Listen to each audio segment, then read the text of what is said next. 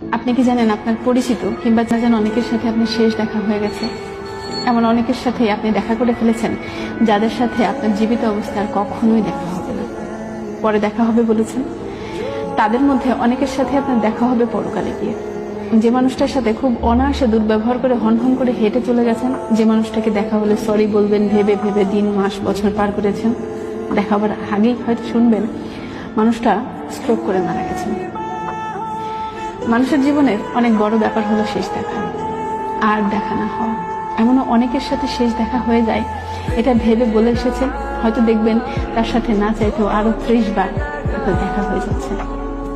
পাড়ার 80 ঊর্ধ্ব বয়স্ক লোকটি যে একসময় মারা যাবে, এটা ভেবে দেখা টাকা করে এসে রাত্রে ঘুমাতে গিয়ে দেখবেন 28 না পারানো আপনি পরের দিন সকালে আর বেঁচে নেই, প্রিয় মানুষগুলোর মুখ আর দেখতে পাচ্ছেন না।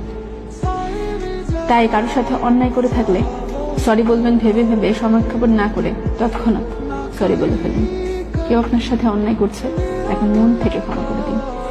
যার সাথে যখনই দেখা হোক মন থেকে ভালোবাসুন। পুরনো বন্ধু বান্ধব, আত্মীয় স্বজন কিংবা অনাত্মীয়, যাদের সাথে তেমন একটা দেখা সাক্ষাৎ হয় না, কখনো দেখা হলে বুকে জড়িয়ে নিয়ে তাদেরকে ভালোবাসুন, আদর করুন, স্নেহ করুন। বলা তো যায় না এদের মধ্যে কার সাথে কখন শেষ দেখা হয়ে যায়।